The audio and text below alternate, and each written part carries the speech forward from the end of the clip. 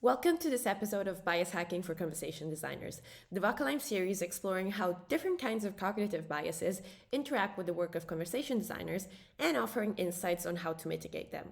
Today, we'll be delving into so-called Observer Expectancy Effect. Starting from, what is the Observer Expectancy Effect? So according to the definition of the Decision Lab, the Observer Expectancy Effect, also known as the Experimenter Expectancy Effect, refers to how the perceived expectations of an observer can influence the people being observed. This term is usually used in the context of research to describe how the presence of a researcher can influence the behavior of participants in a study. For example, we know that teachers often form expectations for how their students will perform throughout the school year.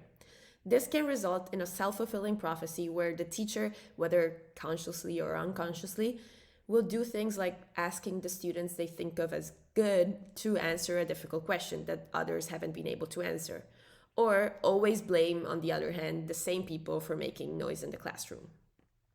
How does this affect conversation design? Let's bias hack this. Of course, a disclaimer is always due that we're not claiming to cure the incurable or fix the unfixable. Bias are part of us and will always be. What we are proposing here, in fact, is more like a thought exercise than any kind of magical spell to get rid of bias forever. Still, here are some ways that we can become aware of and deal with being observer expectancy affected designers. First tip is to be prepared for when you will be observed by others, as is the case of live demos.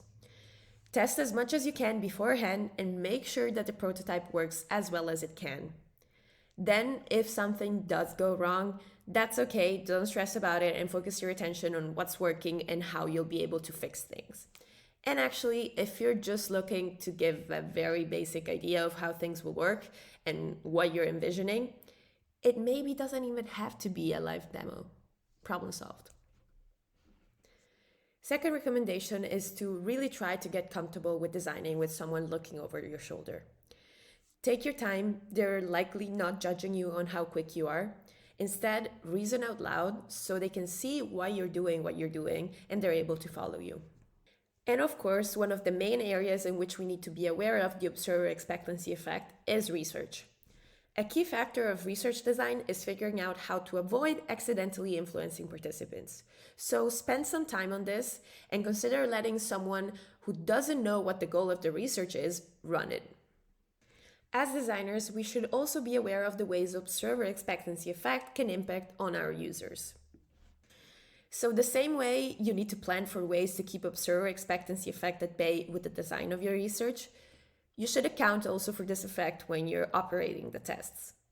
Try to make the participants feel at ease, test as much as you can in the real situation or recreate the real situations, and don't be intrusive as a researcher.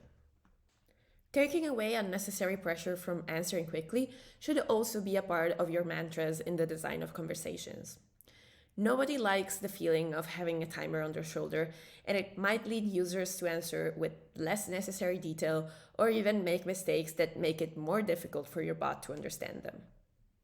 Finally, remember that words of encouragement are always appreciated, even when coming from a bot.